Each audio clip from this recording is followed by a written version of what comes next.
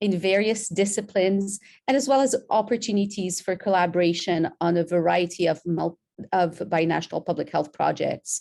And the goal, as always, is to improve the quality of life for people who live in our transborder region. One of the things that we've noticed over the last few years that has become of great interest to us is the support that we want to provide for our transborder student population. We have a large presence of this important population, both in our San Diego State Mesa campus, but also in our Imperial County campus. And supporting this community is important to the success of our students in our region. It's also important to recognize that beyond that, our student population that's transborder, we also have a lot of our faculty, students, staff, public health professionals that are transborder population that live across the US-Mexico border. We have 140,000 people who cross the US-Mexico border and maintain deep ties in both countries. So today, we're really excited to have a panel of 3 SDSU transborder scholars and alumni who focus their academic, professional, and advocacy work in supporting this transborder community. So we center our conversation on their lived experience, research, perspective, recommendations to increase our understanding of the unique mental health challenges faced by the transborder community along the Baja California transborder region. So today I get the pleasure to introduce our panelists. I'm going to start with our first one, Yvette Florona. She is a compact success scholar and received her BA in psychology with a double minor in biology and counseling and social change from SDSU in 2017. She returned as an SDSU student for her graduate work and is currently a dual MA Latin American Studies and MPH in Health Promotion and Behavioral Science at SDSU. She's also a graduate student worker for the Office of Border Health at the County of San Diego Health and Human Services Agency. So please welcome Yvette, and we'll love to hear your remarks. Thank you, Dr. Marana, for the brief introduction. My name is Yvette Florona. I'm a third-generation transfronteriza, granddaughter to farm workers from the Imperial County Mexicali region, and daughter to working-class parents from the San Diego-Tijuana region. The term transfronteriza is an identity term I adopted 3 years ago to embrace my long border lifestyle and my deep ties with the state of lifestyle. That's the truth. Took this decision. It was our living and economic circumstances that influenced them to have their children be the first in the family to receive an education in the US. Their dream was for us to have a better quality of life than they ever did. I was born and raised on the east side of Tijuana, where our colonia is only 2 blocks away from the border wall. Since the age of 6, I began to frequently cross the international border, or as we say, La Línea, primarily to go to school. Throughout my childhood and adolescence, navigating a militarized space and experiencing surveillance was an everyday part of my commute. I experienced many challenges, including navigating the US education system alone and experiencing discrimination and psychological violence. These challenges led me to struggle with my own personal mental health, which I am still working on healing today. My childhood and lived experience as a transfronteriza has made me resilient and resistant to the oppressive systems that affect not only transfronterizos, but also people of color, immigrant, and refugee families that reside in the San Diego-Tijuana borderlands. It is my family's generational experience and my own that drove my academic, professional, and advocacy work to address the social and health inequities experienced by our community. As an undergraduate student at SDSU, I enrolled in multiple transborder courses to learn firsthand the socio-political history of the region and volunteered as a promotora for under-researched areas in Tijuana. In 2018, I returned to SDSU to obtain a dual master's degree and learn the skills needed to complete my lifelong career objective. As a graduate student, I've had the amazing opportunity to collaborate, lead, and support multiple binational projects. I have developed multiple student binational projects, one of them focused on fostering the academic and personal development of SDSU students and learning more about the San Diego-Tijuana borderlands. I volunteered for a grassroots organization to advocate for a dignified and humanized treatment for migrants and asylum seekers in detention centers. I've worked in multiple research studies in the South region of San Diego, specifically with the Latino, Latinx community. And for the past 2 years, I've had the wonderful experience of working in the Office of Border Health. I actively participate in the mental health work group for the Border Health Consortium of the Californias, and I have organized the annual Binational Mental Health Symposium for 2 consecutive years, alongside multiple key partners in Baja California. Beyond my leadership, the most meaningful accomplishment has been to find an organization of students whose realities were similar to mine. It is the safe and validating space that enabled me to become a student leader for the Transfronterizo Alliance student organization to advocate for an inclusive space for trans-border students and foster their academic success in higher education. Currently, I continue these efforts alongside other trans-border grassroots leaders. My past and current experience as a public health professional, scholar, researcher, and transfronteriza has led me to conduct my very own research study. Currently, I am working on my master's thesis to understand how U.S. immigration and border enforcement policies shape the perceived stress of transfronterizo workers. I aim to visibilize the social experience of structural violence and provide a holistic understanding of stress as it is lived physically, mentally, and emotionally by workers who have always been essential to this region. Although my time as a student is almost coming to an end, I aspire to continue advancing the field of border health, or as I call trans-border health, to recognize that disease prevention and treatment does not stop at the border. I am thankful for the space and opportunity to participate in today's panel, along with my colleagues and community. As part of today's conversation, please be attentive to our Zoom background. We may be showing pictures or quotes in our Zoom background. I take it back to you, Dr. Modena. Thank you, Yvette. That was fantastic. And I'd like to welcome our second panelist, Dr. Vanessa Falconda Orta. She's the founding director of the Transborder Student Ally Program and the Transfronterizo Alliance student organization at SDSU. Currently, she's the co-founder of Transfronterizo Futures, a forthcoming federal 501c3 nonprofit organization dedicated to the social justice of the transborder community in the San Diego, Tijuana border region and along the US-Mexico borderlands. She's a visiting scholar for the Borderlands Education Center at the University of Arizona. She's also an adjunct faculty for the Department of Counseling and Human Services at John Jay College of Criminal Justice. This November, she is joining SDSU campus community as the faculty director for the new cross-cultural center at SDSU Imperial Valley. Please welcome Dr. Vanessa Falconda Orta. Hello. Hi, everyone. And Yvette, thank you for the welcome. Kaylee as well. So I think that to be able to explain who I am and the work that I do, it's important to first address my transborder beginnings. And as Yvette mentioned, we are going to be using photographs in our background to illustrate key findings from research, but also about our lived experiences. So I'll begin with the photograph from my transborder beginnings, which illustrate when I started to live a transborder life in the San Diego-Tijuana border region. And it was in San Diego-Tijuana where I began to live a transborder life. And it was unfortunately due to food and housing insecurities at the time as a child, and for my family as young adults at the time, my mom and my father. Originally, they were established in Los Angeles, and because of housing insecurities, they relocated to San Diego, Tijuana. And although we somewhat had a stable living arrangement, we still faced challenges. These challenges were still related to housing insecurities, at times having to do homework at our cars, or having to sleep at our cars to be able to arrive to school on time. It was a harsh beginning, but nonetheless, it made me who I am. And today I still live a transporter life, but beyond living and existing in both spaces, I also engage in leadership. I engage in leadership and civic development, both in San Diego and in Tijuana.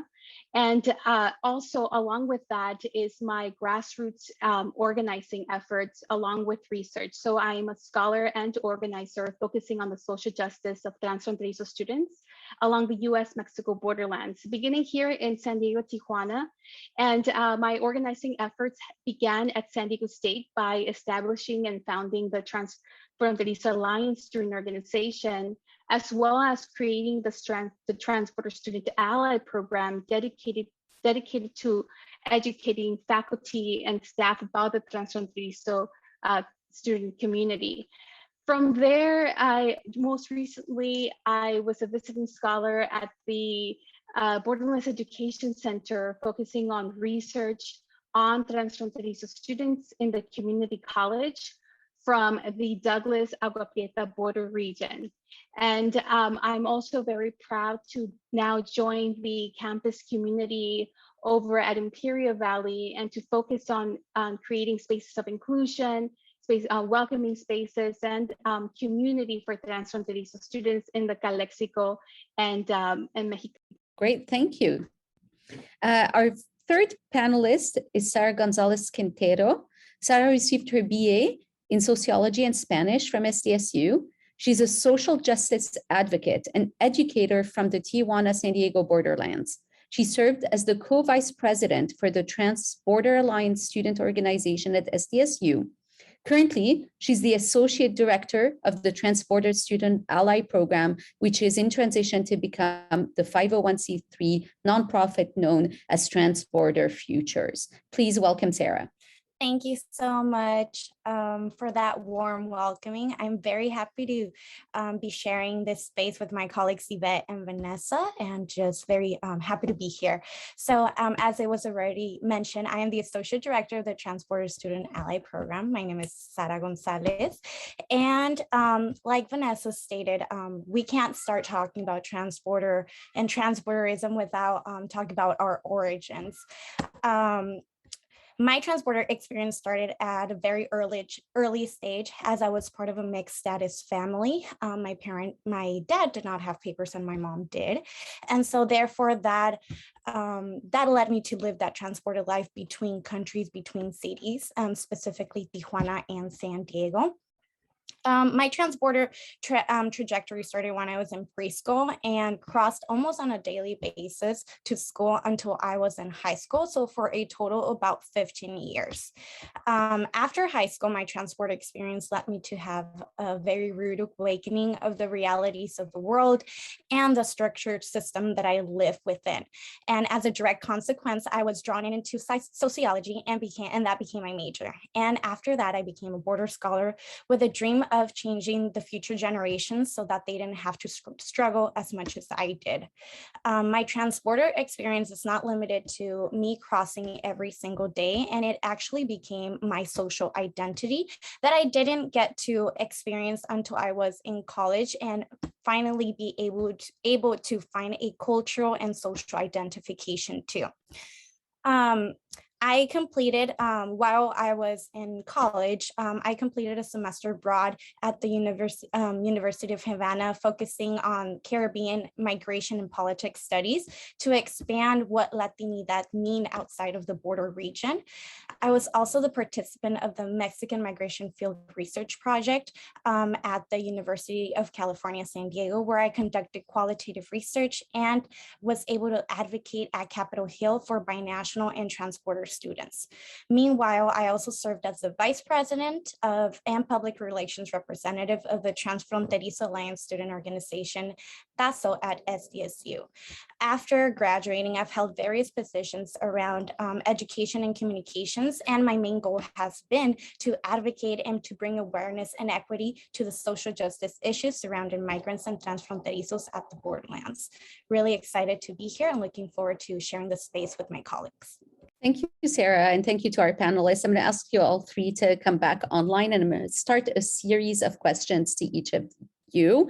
And then Justine, in between each of my questions, I'll jump into you to see if we have audience questions so that we make sure that we respond to all of them.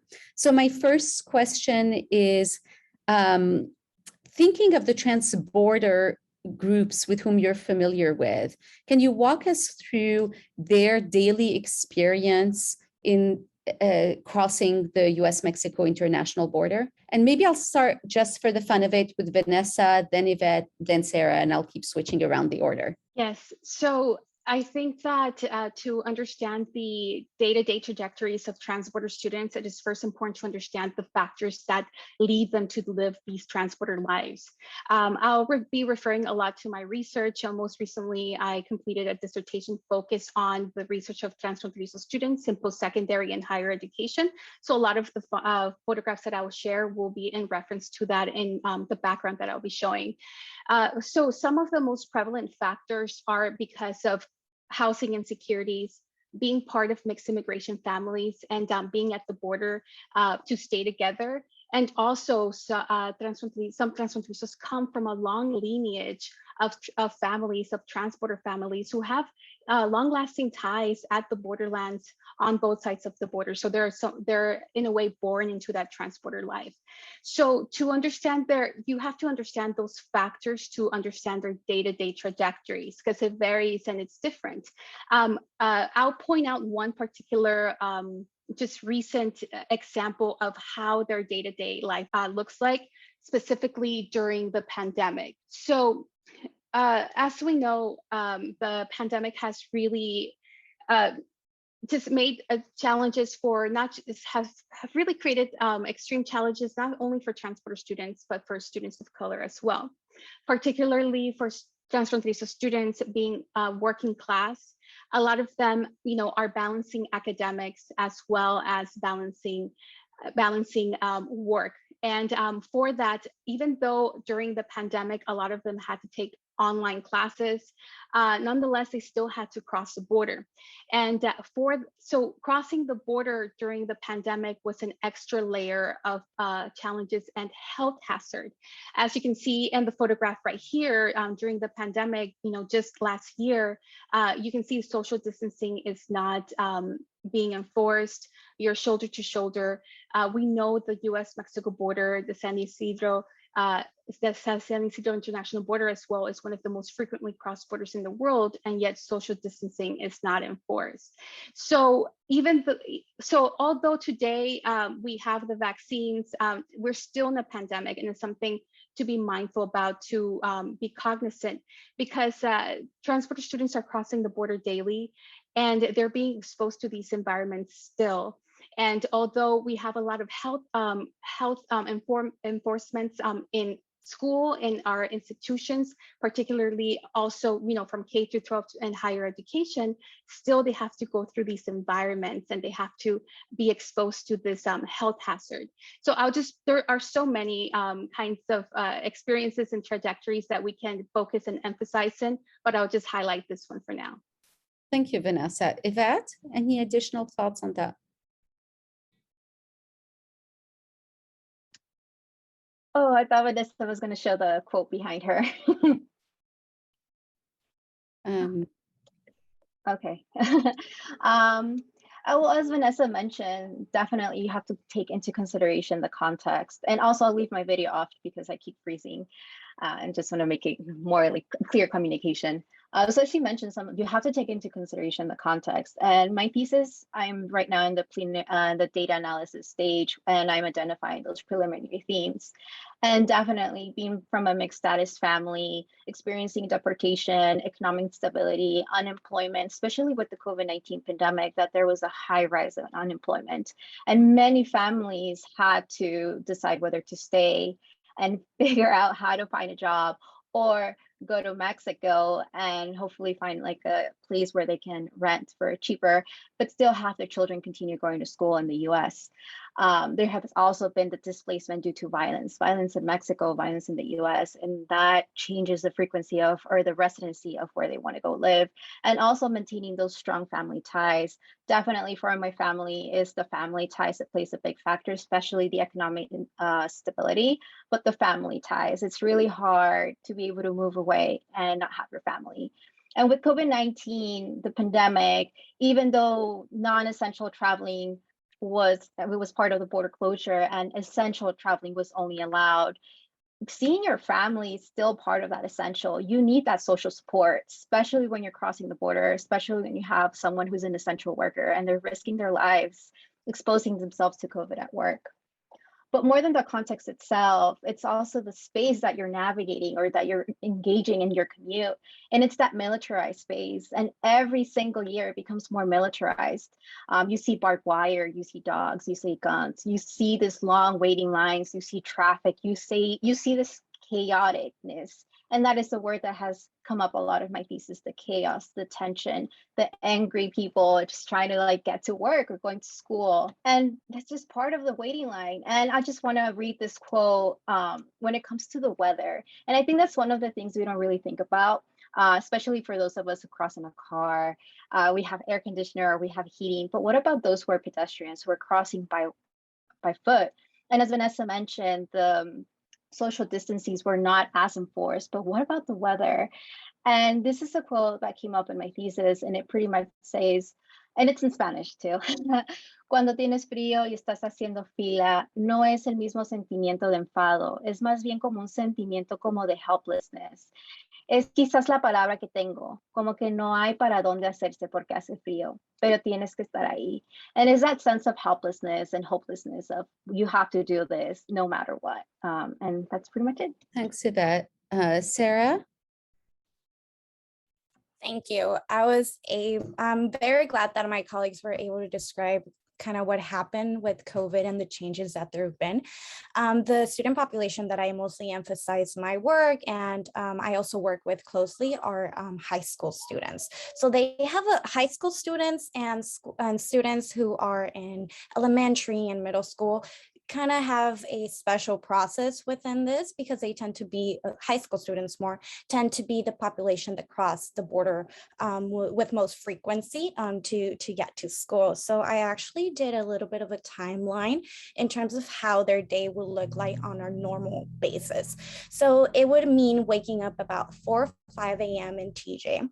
From there, the student has to rely on their parents or on their family members or support network for either to get them dropped off at the border or to accompany them to the border, because we also have to take in consideration the high levels of violence that happen in Tijuana, in Mexico overall. So therefore, these are young adults at this time. So they need to be accompanied or somehow they get public transportation to get to the border. A lot of the students sometimes tend to have this lifestyle because their parents are undocumented. So even these students take the role of caretaker sometimes for their younger siblings. And from there, they're actually now at the border.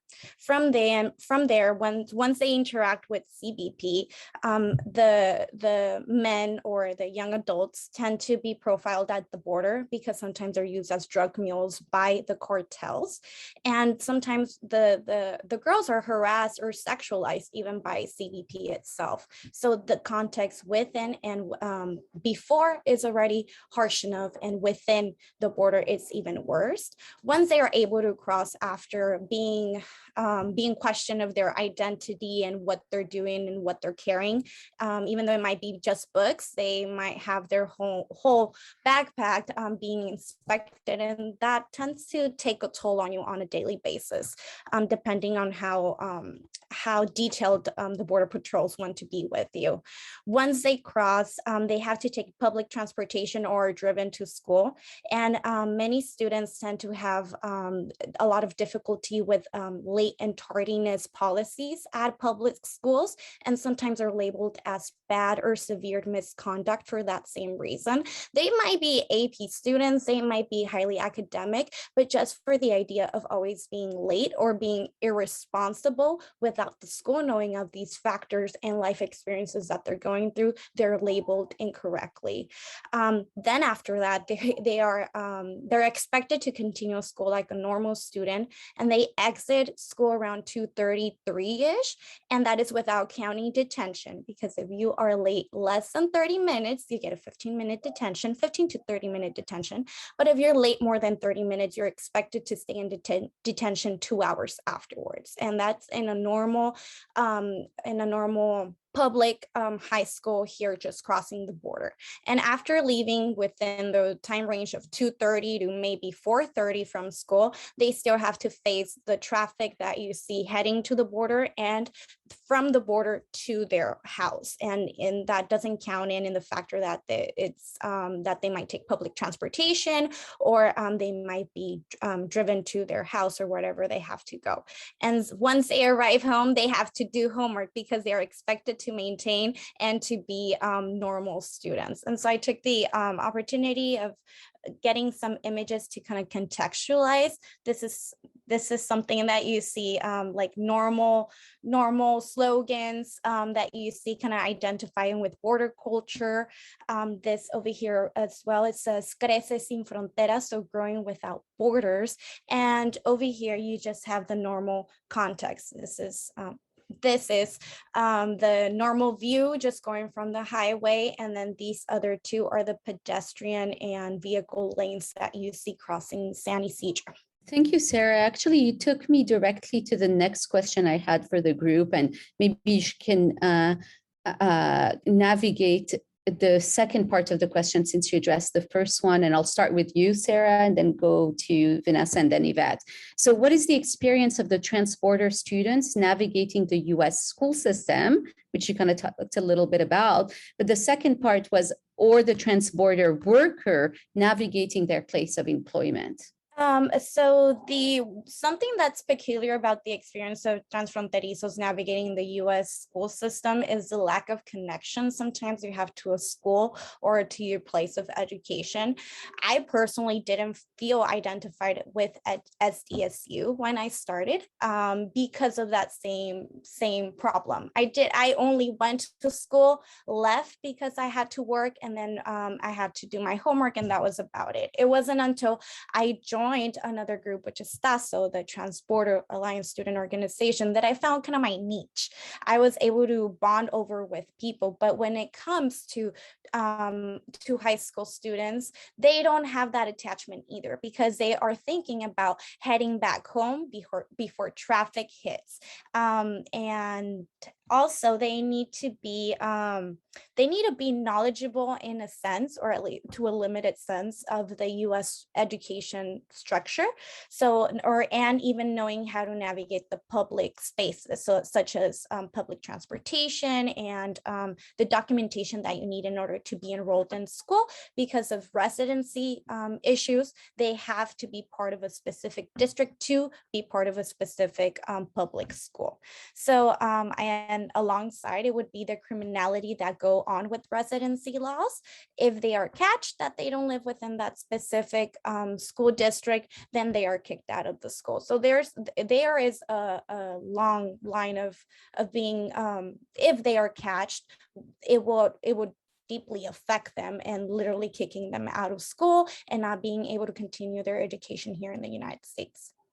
Thank you, Sarah. Vanessa, would you like to comment on that question? Yes. So once again, to understand transfronterizo students' academic trajectories and navigating the school systems, we have to understand who they are. As a population, transborder students are a heterogeneous population. They are diverse. They come from different backgrounds, mostly, because of where we're at, mostly are Mexican American.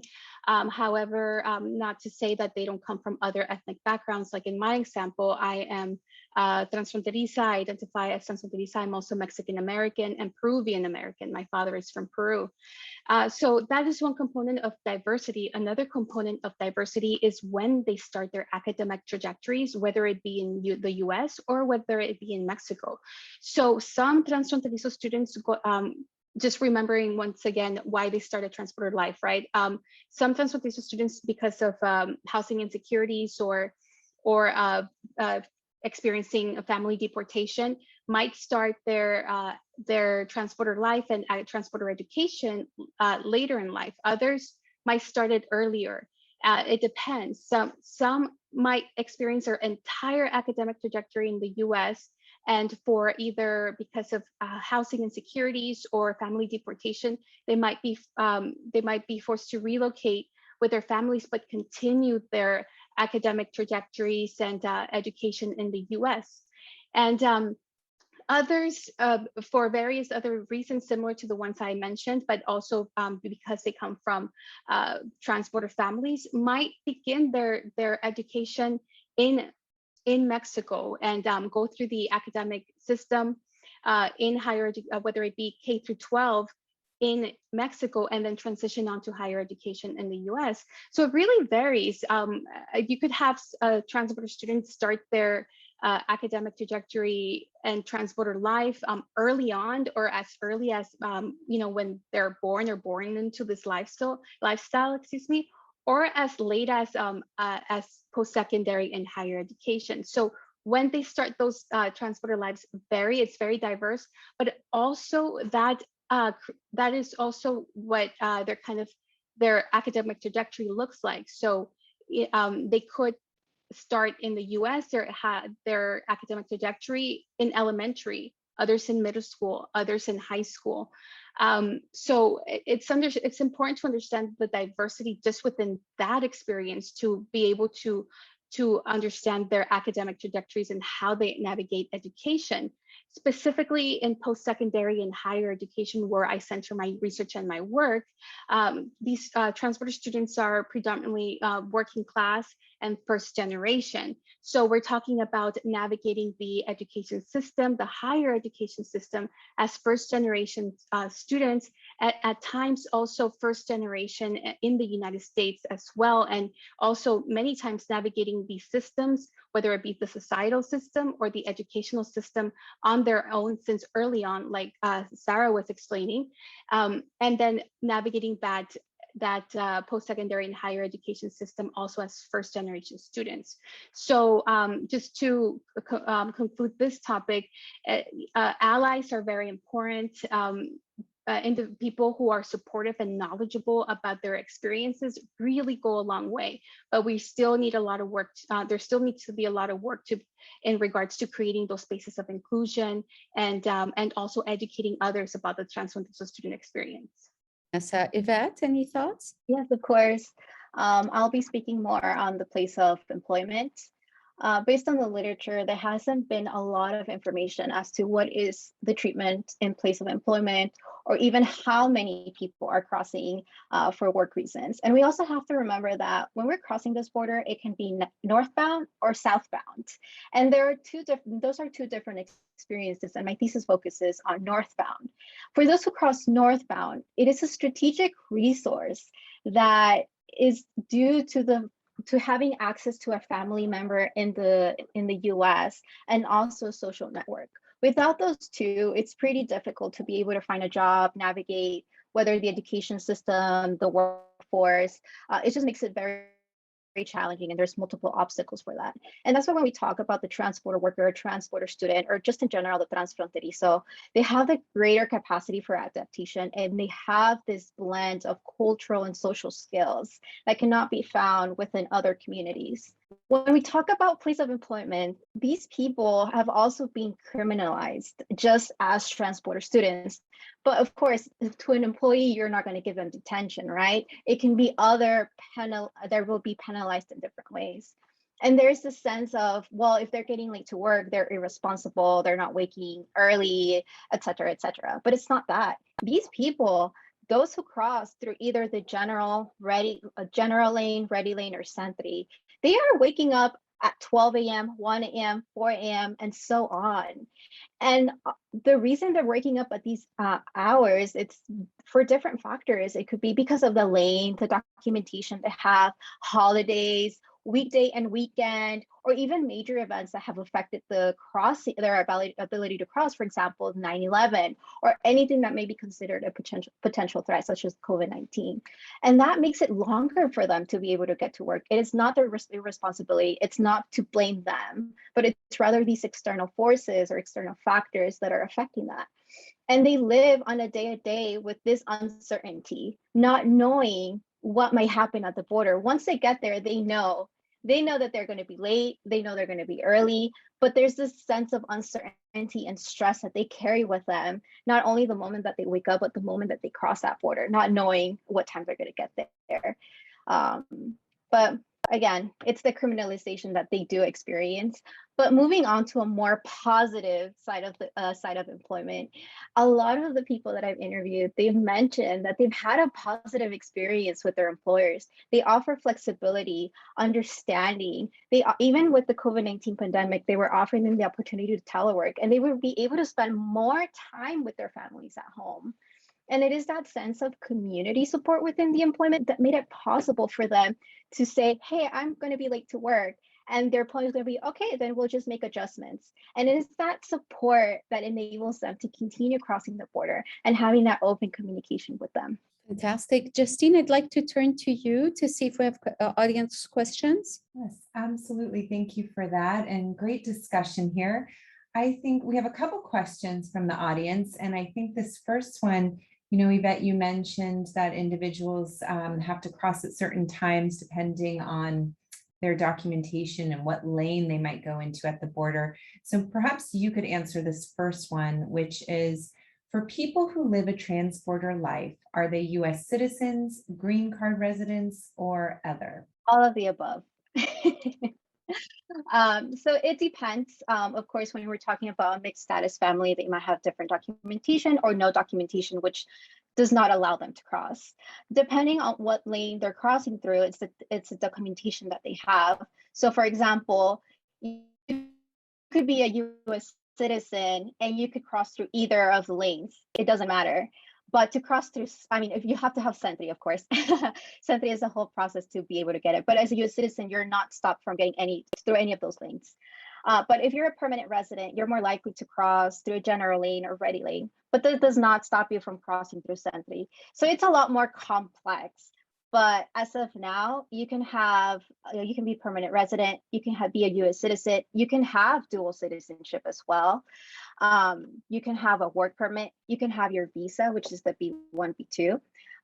So it just depends on the documentation that they will let you to cross through the lane. Hopefully I answered that clearly. If not, Vanessa and Sarah can chip in. I think that was a great answer. Sarah or Vanessa, would you like to chime in? Anything else you want to add? Vanessa, do you have anything to say before I speak? Well, I was just going to say, Yvette covered it very beautifully. They very diverse even in that component. And I think one component that is important to understand is that you do need legal documentation to be able to cross the border daily, frequently, particularly in my research with transfronterizo students in post-secondary and higher education. Most of students are US citizens and of Mexican-American ethnic background. Great. Sarah, did you want to add anything? No, that was Vanessa captured it. Excellent. Okay, great. We still have a couple other questions. So if it's okay. Please go ahead. Okay, great. I love this question, and I hope all the panelists can weigh in on this. For people who live a transborder life, are there any benefits or advantages to living a transborder life? If my colleagues allow me, I like to take that one because since I'm still in the education system, I always empower the students that identify or get to see that they live a transborder lifestyle. I always empower them to take some of the attributes that they have from their transborder life and apply them into their resumes, because there's a lot of great qualities that go with, or some attributes that we get out of this lifestyle, like being able to implement yourself into two different social structures. I think is a very positive outcome out of this. Being able to implement yourself and in a conversation with Holy Mexicans, and then here with Holy Americans as well, you're able to invert yourself culturally on both sides of the border. And as a consequence, and depending on your relationship with both countries, right? But you tend to end up being a cultural bridge between Mexico and the US. I've described myself as a cultural ambassador of Tijuana and San Diego, and an ambassador of San Diego and Tijuana, and vice versa. So there is that attribute. Most transborder students tend to be bilingual with that, on that same note. And it's just the ability to be able to adapt to different social environments. I think that is something that you don't see every day when you're precisely in one country only. So I think that's one of the biggest things that you can get out of living a transborder lifestyle. And on the not so positive side of things, you get to work with what you have, because as something that Yvette mentioned really draw me back to my own experience. When you're at the border, you're at the border. There's no going back because you forgot your book. There is no going back because you forgot your lunch. So you get to work with what you have and where you are. So that is also a positive outcome, because you get to be very resourceful, and that could be for the positive aspect of things or for the negative aspect of things, because that can also lead to a lot of stressors and to a lot of anxiety as well. But sometimes you just need to work with what you have. So that would be the positive outcome of that, and that you get to travel to eat really good food in Tijuana too. I would agree with that, Sara. And I love the image of a cultural bridge between the two spaces. So thank you. Actually, if I can expand a little bit more, these were my students at Chula Vista High, and a lot of them did, I just by conversation, I opened up about my experience, and as they saw themselves in my story, they were able to identify themselves with that as well. And further along, I'll talk more about this drawing over here, but I'll keep that for later on. Thank you so much. That's really great. Vanessa, would you like to share what you think are some of the benefits and advantages to being a transborder individual? Yes, thank you for that question. So some of the benefits and advantages are one, language. So because of this binational, bicultural, transborder experience of being on both sides of the border, both nations, societies, cultures, regions, you're exposed to English, you're exposed to Spanish. There's a lot of translanguaging. So for my research for the students that I've interviewed, a lot of them have language proficiency in English and Spanish. Also, they are academically, professionally, and through civic leadership involved on both sides of the border. So I want to really echo Sara on that, building bridges and serving as a bridge between both sides. And some images that I have here are, for example, their activism on both sides of the border. And they're critically conscious and aware of the social, political, and geopolitical challenges of the region. And for that reason, they are also critically conscious and involved on both sides of the border through activism, but also through solidarity efforts with migrants and refugees in the region. That's also a crisis that we have here. And one of the most vulnerable populations in our region are refugees, are asylum seekers who are waiting for asylum and are stuck at the border. So a lot of transborder students that I've interviewed for my research, they've illustrated how they have engaged in civic leadership in support of the refugee crisis and support of refugees, and in solidarity efforts as well. Here, I just want to read this quote from Alejandro, who is a photographer and has used his photography as a way to amplify the voices of refugees that are many times, they don't have the spaces to highlight their lived experiences, and through photography, he has done just that, to bring the realities that they have lived onto exhibitions, to really emphasize on the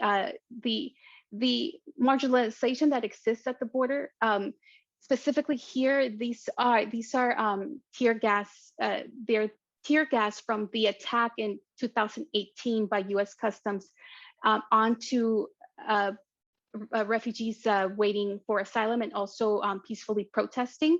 And a lot of people might have forgotten about that. A lot of people might not have even been aware, but Alejandro had focused on highlighting this. And here he explains, are you familiar with the tear gas incident that happened on the 25th of November, 2018? That picture of the woman with her daughters, that very famous photograph. I didn't know it, but this was her stuff. It was actually I was with my partner at the time. We were walking around Benito Juarez just another day when I'm asking people what they needed and trying to figure out the situation. This was right after the tear gas attack happened. So these are, if you recall that famous photograph of a mother and her children fleeing from the attack, this is some of her the medicine that she was taking, and this is the actual tear gas attack that hit her.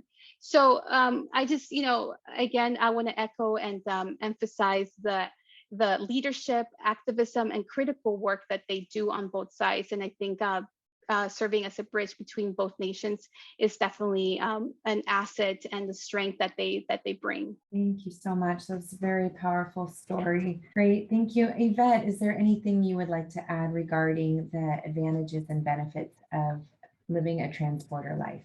Yes, I feel like Vanessa and Sara pretty much covered everything, but I just want to emphasize that to be a transfronterizo or to be part of the trans-border community, it's not just being binational, since the majority are Mexican American, but it's more than that. It's more than being bilingual as well, because we have to recognize that in this region, we are multinational. There are many, many ethnicities, nationalities, as well as, I forgot the number, but it's like hundreds of languages that are spoken in this region, right? But when we talk about the advantage of being a transfronterizo or part of the trans-border community, is that we embody trans-border mobility. We're able to navigate between two countries as freely as we can, and we're able to navigate the different political and economic systems of both countries, and we're the blend of the cultures that we live in our entorno or an environment. And it is the trans-border perspective that I would definitely highlight as being an advantage. It's something that I've seen that it's reflected in my work as a professional, as a public health professional, as a scholar, where I'm able to view not only as like a US issue or as a Mexico issue, but as a one region issue, and be able to apply that to create a solution based on the resources and the information we have from both countries. So I definitely have to highlight that the advantage is the trans-border perspective based from our lived experience. Thank you so much, Yvette. That's very well said, very well put. Thank you. We have another question I'd like to ask all the panelists. The question reads, there are many struggles that come with being an LGBT plus student from a trans-border community regarding criminalization, victimization. Is there any information or resources you might have regarding that? So first of all, I would advise having a very good community or network where you can debrief about these specific struggles that are not easy to speak about openly and tend to be very tough. So that would be for and most, but more of that's something that we've been working on documenting, or where there's some type of misconduct, maybe by Border Patrol, when you're interacting with them. Unfortunately, there's not much that you can do there in terms of reporting. I do know that the American Friends Service Committee do keep track of those, and I do know that they have a form where you can practically document your incident and what happened, and if you were profiled, or if you were if you were just criminalized and it was unjustified. So in forms of documentation, you can do that, but in forms, that's a very tough question. And I will reveal a personal anecdote of mine just to show how complex the system is. And when I was in 2nd or 3rd grade, I was taken to a psychologist. I have no idea why, I don't remember why, but I was taken to a psychologist at school and they started talking about my life, and my life was my family and the border. And so I started talking about that and they asked me, where do you live? And I said, like, very slowly, like Tijuana, but I was like, no, in San Diego. I live in San Diego. I live in San Diego. And all of that kind of memorization or process of being this other person who lived in the United States came in play. So it would be finding professionals and where you can confide about your status of being transfronteriza and that you're going through this process, and then from there can help you with the processes that also go with being LGBTQ plus within the border community. So I do know that Vanessa has a list or a list of professionals or a number, something along the lines. Maybe she can expand on that, but that would be my recommendation: finding a health professional who you might be able to trust with these issues. Vanessa or Yvette, would you like to share anything? Yes. If you don't mind, could you repeat the question, please? Yes, absolutely. The question states, there are many struggles that come with being an LGBTQ plus student from a trans-border community regarding criminalization and victimization. Is there any information or resources you might have regarding that? Yes. First of all, I really appreciate the question because this question addresses a very important topic about trans-border students and the trans-border community, and that is the topic of intersectionality and the intersections of social identities. Specifically, we're not just talking about a trans-border experience or identity, but we're also talking about the intersections of those social identities in regards to crossing the border, to being at the border, to being on both sides of the border, being in Tijuana, being in San Diego, or the cities along the borderlands, right? And it looks differently where you're at, and it looks very different in Arizona than what it looks in California.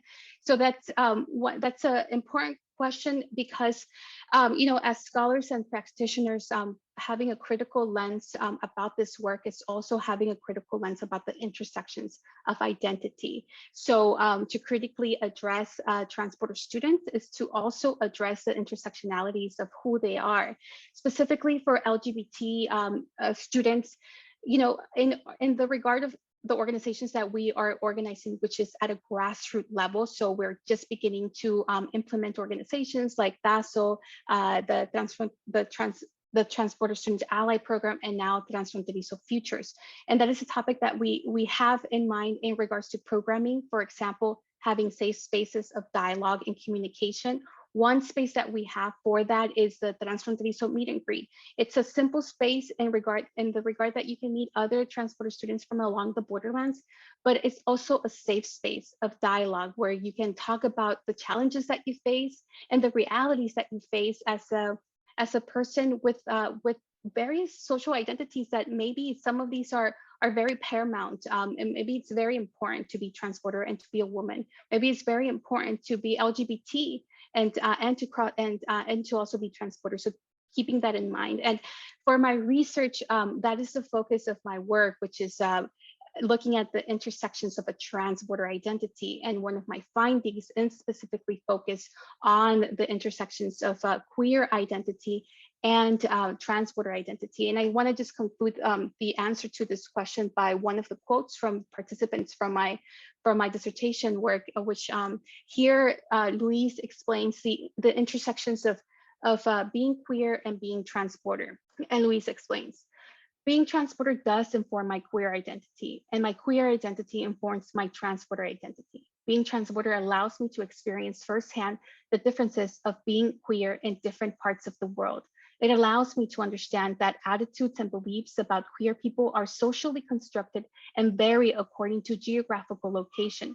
Being transborder queer allows me to be sensitive to the realities that being queer is in other places, that other places might be. Not look at this, that they don't look the same. Also allow me to appreciate and the importance of individual experience. It allows me to understand that we all experience the world differently, yet we are connected through these experiences and the flow of ideas. Being transborder has given me a sense of global citizenship, responsibility, and uplifting not just those in my community, but those around the world, for they also form, shape, and influence my community, a community without borders. That's a really beautiful quote. Thank you so much for sharing, Vanessa, and really interesting research that you're doing. I'd now like to give Yvette an opportunity to weigh in on this question. Of course, although I feel Sara and Vanessa pretty much answered the question, so I don't really have a comment. Great. I'll turn it back to you, Hala. Thank you, Yvette. Hey, thank you, everyone. What a great conversation and important questions from our audience as well. One of the other questions we wanted to pose to the panel is, what are some of the physical and mental health challenges that are experienced by the transborder community? And if you could also address in that question how the community copes with some of these challenges and finds support. And I will, who wants to go? And Yvette, I think you're up first, actually. Of course. As being part of the Transfronteriza community, we experience multiple challenges, especially mental health, stress, fear, anxiety, trauma, PTSD, depression, and the list goes on. My thesis specifically focuses on perceived stress, but it seems when we talk about perceived stress, it's not just the psychological effect of it, but it's also the physical and the emotional and how draining it can be. Not only affecting them as an individual, but also to their families. Because we also have to remember that many of the community has family that are also crossing the border. And I like to read this quote of a person who worries about the health of their family or relative. It will be in Spanish, and I'll be posting it in the chat as well. Estoy cuidando de mis papás y sí me preocupa mucho que mi papá cruce tanto. Y aparte, ya cuando tus papás están grandes, siguen cruzando y siguen trabajando. Y ves lo pesado que es. Ellos se ven cansados, aunque digan que no. Eso también me causa un poco de ansiedad. So it's this anxiety that is being carried not only by the person themselves, but also their children. And I very much relate with this quote because I'm the third generation transfronteriza, and I've been seeing this stress, generational stress being passed on. And to the point that as a child, I was crossing to school, and you're at a young age, they're already telling you, okay, we're crossing the border, stay quiet, put your seatbelt on, don't do this, don't do that. They're watching you, they're hearing you. So from a young age, you're sort of being taught to be obedient, to not lose this privilege of crossing, to not lose your privilege of getting an education in the US. And it's very heartbreaking. And it is very heartbreaking that also this has been coming up in my thesis as well, where children as young as 4, 5, going to kindergarten, their parent has been crossing for more than 30 years, and they're trying to teach them or pretty much tell them, why is our dog sniffing a car? Why are they arresting these people? Why are they hitting these people? So seeing that very much, witnessing very much that violence and growing up with that. And it just reminds me of like the suppressing of emotions and that how can affect our mental health and physical health. A couple of other things when we talk about stressors on stress, traffic, dealing with immigration officials, having to spend money on food, not knowing if you forgot something and how you're going to get it because you're already in the line, and time.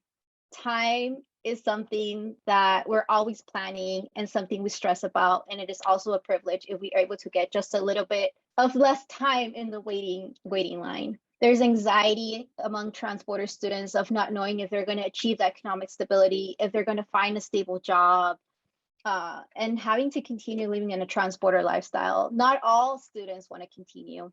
Some of us do, some of us don't. It is all very complex and very different for everyone. And there's also this stress and anxiety and even trauma. I don't know if people have been looking at news, but within the transporter community, we know that we have to take care of our cars. We have to look at our cars before crossing the border because we don't know if they're putting drugs in our cars. We don't know if they're putting people in the back of our car. We just don't know. There's so many things that are happening, and we're easily identifiable because we have American license plates. And I have this quote of a person who experienced inspection at the border, and they were just going through so much anxiety. They just didn't know what to do with it. And the quote is in English. It was so unexpected. It's never happened to me before. I've seen other people get inspected like this, but why am I getting inspected like this? So it's just one of those things where you're kind of compare yourself to others. But I was so scared and freaked out, and I got a lot of anxiety. My anxiety was so bad where I was overthinking everything. Maybe it was my car. Maybe someone put something in my car. It is just something that I don't ever want to go through again. This person identified as female, and they were alone in a car going through an inspection with multiple CBP officers. So it is these daily experiences or everyday experiences at the border that contribute to the physical and mental health challenges of the transfronterizo community. Thank you, Yvette. Sarah, any thoughts? Many thoughts. Many thoughts. But I just want to emphasize the socioeconomic issue that goes along with physical and mental health. The lower your socioeconomic status is, the higher your physical and mental health is, or the bigger toll that it takes on your physical and mental health. And that is something that we see recurrently, that is said about transporter students, that there is a level of privilege that goes with being transporter because we get to move within borders and we get to connect and we get to go through those processes, but it's all this trauma that goes within the process and when you're at the point of inspection. And so a lot of the times people from the area don't take in consideration that they might not have a vehicle and where the student might be able to transport itself. So it means that they have to be out in public transportation. It also means that they are not able to probably get their food at home, so they have to buy it. But what happens if they don't have that money? And so it leads to malnutrition and sometimes to even a scenario of homelessness. And so it's the ugly truth that yes, you're able to cross within countries and you have that privilege and that documentation to be able to do so, but it's the process of that trauma or that homelessness and malnutrition that happens throughout. And specifically, as Yvette had mentioned, once you get to the border and you forget something, you're not going to go back for it. And so you have to accommodate to the situation. You might buy a torta or a sandwich at the border. It might not be the healthiest thing.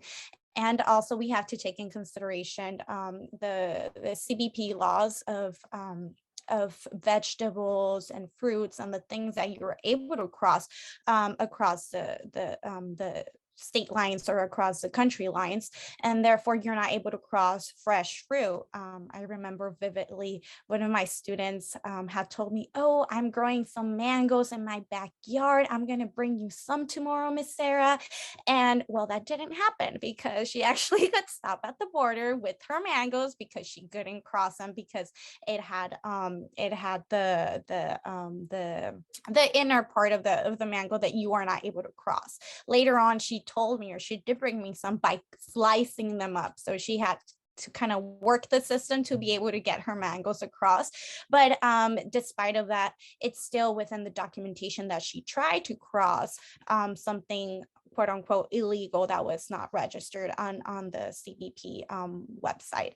And to finalize, I also like to emphasize, as Yvette mentioned, aside from border violence, I think it's important to say that a lot of the transporter community tends to normalize that border violence. And within the work that we do at TSAP is taking a step back and really analyzing how is the place that we live. How do we deconstruct those things that we've learned within the years to accept as normal, because they are not normal and tend to take up a lot of on our physical and mental health. Thank you, Sarah. Vanessa, as you answer this question, if you could tell us a little bit as well about how the community copes with the challenges. That would be wonderful. Yes.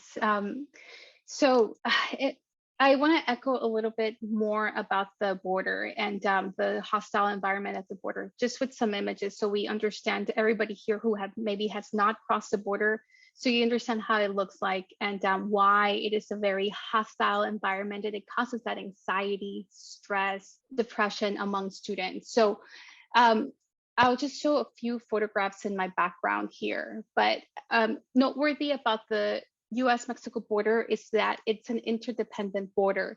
And this interdependent border is highly policed and militarized. So it's kept open. People can cross, even, business can happen through the border, but at the same time, it is highly policed and militarized. It's important to understand that environment because transborder students are in this environment daily, and they experience this hostility and this militarization every day. For that reason, you do have those psychological stressors like anxiety, depression, and in regards to coping, transporter students do cope. However, I want to emphasize that although transporter students cope, it doesn't mean that it's any less challenging and any less painful, and that it feels any less, meaning that just because you can save face and you can strategize to give a kind of put together response to an agent so you won't get harassed further, doesn't mean that you don't experience anxiety and depression anymore. It just means that the way that transporter students are coping is by saving face, by trying to keep calm, because it's hard if you lose your cool in front of somebody with a gun. I mean, there is a culture of impunity at the border that I'll talk a little bit about that. But before the culture of impunity, some of the ways that transporter students adapt to these challenges are, again, one is saving face when crossing the border. Others is strategizing in regards to the food insecurities, like trying to pack those lunches that maybe you can cross and maybe you can't, using technology to be able to use your time at the most when crossing the border and to be able to do homework. But nonetheless, the challenges are still very much related to similar challenges, actually the same challenges that students with food and housing insecurities face. So I think when understanding the realities of transporter students, you have to understand that they're a population that are facing food and housing insecurities. So they adapt to the challenges they encounter by coping in various different ways. But I will conclude with just a couple photographs for this topic, and to emphasize that it doesn't feel any less. You still feel that intensity regardless. And so highlighting a challenge that was already noted about the intersectionalities of gender and crossing the border, the criminalization of transporter people, transporter students, and also the sexual harassment against women. So here, for example, this participant used this photograph and quote, here it reads acoso, miedo, to illustrate the experience of being sexually harassed by customs agents. And beyond that, with this photograph, she explains ansiedad, anxiety with this photograph, and of course with her quotes as well, to explain how it feels to have to go through that. And I will just wrap up this question to once again highlight that it doesn't feel any less to experience these psychological stressors. And here Ale illustrates, muchas veces me tengo que aguantar el acoso de los oficiales y quedarme callada para no perder ese privilegio de poder cruzar tan rápido. Entonces, cuando empezamos a hablar de cómo se sienten nuestros cuerpos y nuestras mentes, pues esta fue la foto con la que más conecté y quise simbolizar cómo se siente mi cuerpo y mi mente cuando cruzo la frontera. Ansiedad. I mean, I can't even describe how wonderful this conversation has been. And I want to pivot the conversation a little bit to understand what the three of you are doing currently in the area of advocacy to support the transborder community, both within the academic institution or on the broader socio-political environment that we live in. And maybe if you can briefly also address, as a second part to your question, any recommendations you have to our public health community that's listening today. So if we can join a couple questions in there, but I'll ask you each to try and keep it to a couple minutes so we can ask another audience question at the end. And I'll start with you, Vanessa. Yes, I think being informed, the fact that you are all here today really goes a long way in regards to building that cultural competency about the transfronterizo student population. And being informed and knowledgeable, there is scholarly literature out there. Most recently, we published a study in the NABE journal. And here it was focused on fostering the success of transfronterizo students, but also there are important highlights in regards to the challenges they face. So that's number one. But also you can follow us in our social media, which is tsap.edu, and we have trainings there that you can also access in regards to continuing to build that cultural competency. So I think number one is being knowledgeable, and then taking a step back and seeing how is it that you can incorporate or implement spaces of inclusion, community, and equity for transporter students in the efforts that you're working on. Thank you, Vanessa. Yvette? I think one of the ways that I'm advocating is by speaking about my lived experience. I just recently opened up about my lived experience not long ago, possibly 3 years ago, when I adopted my identity. And it took so long to speak about it because I never had a community or anyone to trust to talk about it. But more than that, it's the normalization of violence that Sara talked about. When you normalize that experience so much, it's just so normalized, and it takes something out of that routine to actually say, you know what, this is not normal. And having that conversation with people, with my community, has enabled me to realize, all right, I need to start speaking about this. I need to start creating awareness of this. It's very, very hard to pinpoint structural violence because you cannot direct or point your finger at someone or something. It's really hard when it's embedded in the system itself. So when it comes with that, I try to adopt this health and equity lens from a binational standpoint, US-Mexico specifically, and transborder perspective in my professional work and my research, and always centering the lives and realities of the community that I'm focusing on. I think that's the crucial part about, which also overlaps with the recommendation that you have to center their lives, to bring that insider voice, to be compassionate, empathetic, and understanding of people's situation, and also reflecting on our own spatial awareness of the border. We oftentimes think because we're so far from the border or because we don't live within a 10, 20-mile radius, it means we're so excluded from what's happening, but it's not. It may be happening to a colleague, to a friend, to a family member, to someone you just met. You don't never know. So it's always very important to be compassionate, empathetic, understanding, and also recognizing the importance of bilateral collaboration. Like we need straining this binational collaboration with the US and Mexico to be able to address some of these challenges. It's pretty hard to just do it with one or the other. And to end this, above all, for me, language is very, very important, just because of how long the transborder community has been a scapegoat for pandemics, diseases, and our language is very much reflecting that. And I think it's time we question that very much language that we use and make sure that our language, as not only public health professionals, but in our everyday lives, we use those words to affirm, benefit, respect, and value the communities we serve. And that not only includes transborder, but also the most socially vulnerable communities, refugees, asylum seekers, and immigrants, and people of color. Thank you, Yvette. Sara? So I have a couple of examples around me to get started.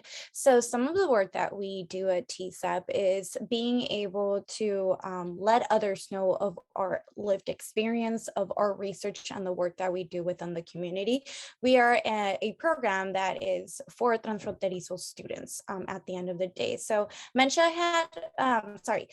had mentioned a publication that just came out recently, which is this one. It's titled called Fostering the Success of Transfronteric Students in Post-Secondary and Higher Education at the San Diego-Tijuana Borderlands. And like she mentioned, that was published in NABE. So getting the word out there to educators about our lived experience and to keep an eye out and know how to support the students that are present without their knowledge in their classrooms. That's our #1 goal. And as she also mentioned, we carry out trainings for educators to be able to assess, identify, and provide the tools for them.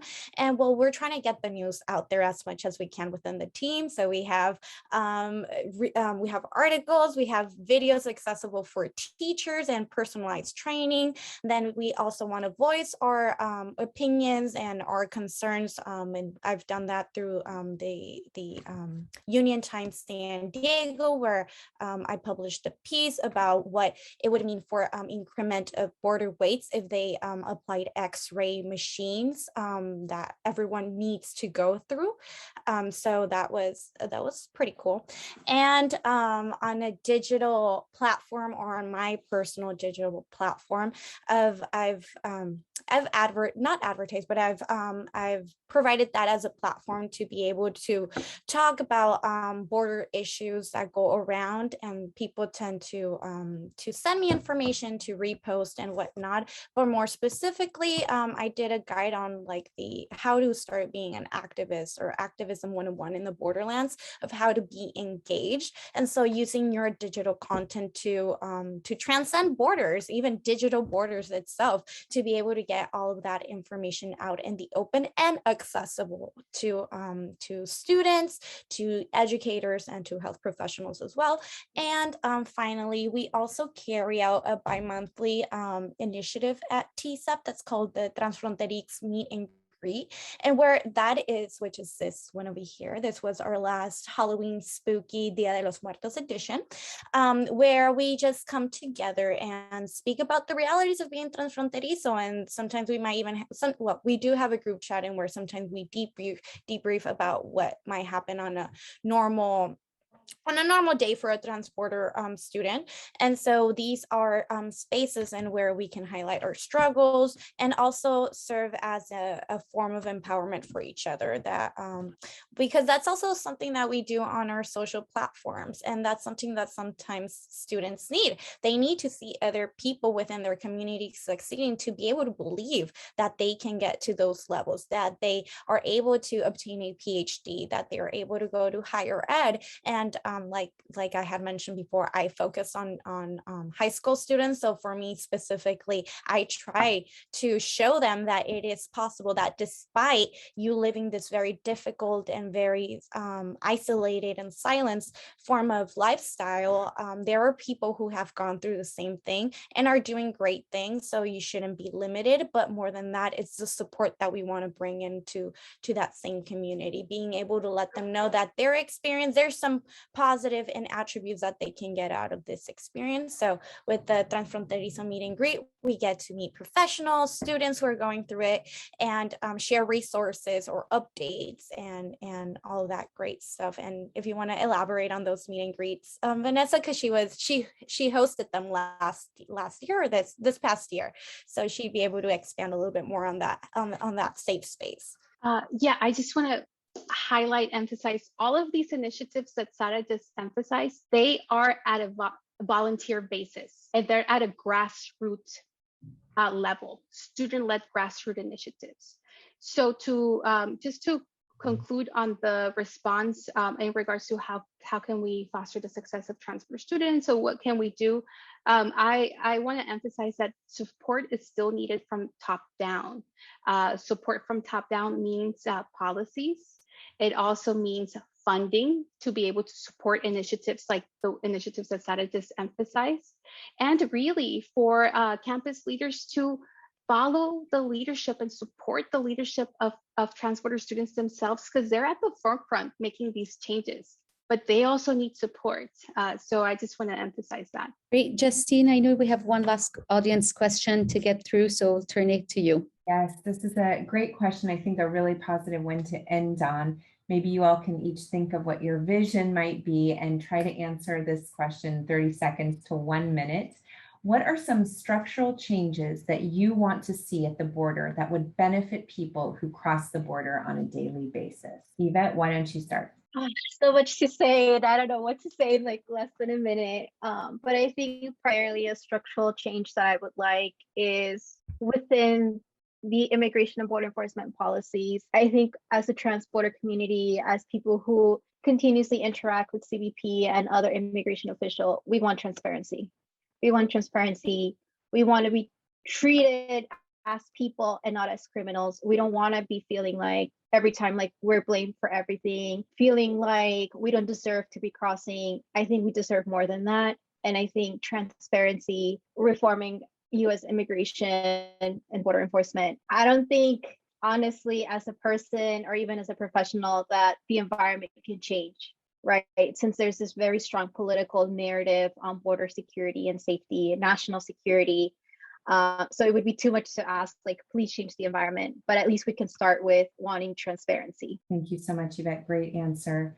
Vanessa, how about you? I think I'll use that question as a platform to emphasize that for the border to be a space for, let's say, the transporter community, it also needs to be a space for refugees and asylum seekers. So the thing is that at the border, along the borderlands, specifically in San Diego, Tijuana, refugees are seeking asylum. Yet many times the access is definitely halted, but not just that, they're living in inhumane conditions and realities where they're at times they spend day and night camping outside the border. So for the border to be, for any change to be made, I think it needs to be a space that the human justice and human rights of everyone is taken into account, and specifically for the most vulnerable who are seeking asylum at the border. They have that right, yet it is being halted, stopped, and even made an overall horrific experience where they are made to camp outside the border. So I just want to use that question to emphasize that component. Thank you so much, Vanessa. Very good point. And Sara, you're our final person, and in less than 1 minute, tell us what you think would be some really positive changes, structural changes at the border. I could go on about structural changes on the border, but for a easy fix to structural change that is doable, I would suggest cultural competency for the border patrol officers that interact with us. At several points of my life, I've answered myself, how or why are you working here? Just the very inhumane treatment and the lack of understanding of certain situations. And it's that level that they feel superior to you and the way that they treat you. So I feel just that cultural competency, especially knowing what type of people are the regular border crossers, just a little bit more of sensitivity as well. Great. Thank you so much, Sara. I'm going to turn it over to you, Hala, to close us out. This has been such a great discussion, and I wish it could go on much longer, but we're at time. So I'll turn it to you, Hala. Thank you so much. And thanks to all of our panelists. Thank you so much to our panelists, to you, Justine, for your support. And I specifically Justine and Yvette for bringing this topic to my attention as we were thinking about the ReBorder conference. It was such a unique perspective, and we're appreciative of all of your time, support. Also, great way to close out our day one of the ReBorder 2021. We look forward to having you tomorrow join us. Please look at the website for the agenda, and we hope to see you tomorrow. Thank you again, and good evening, everyone.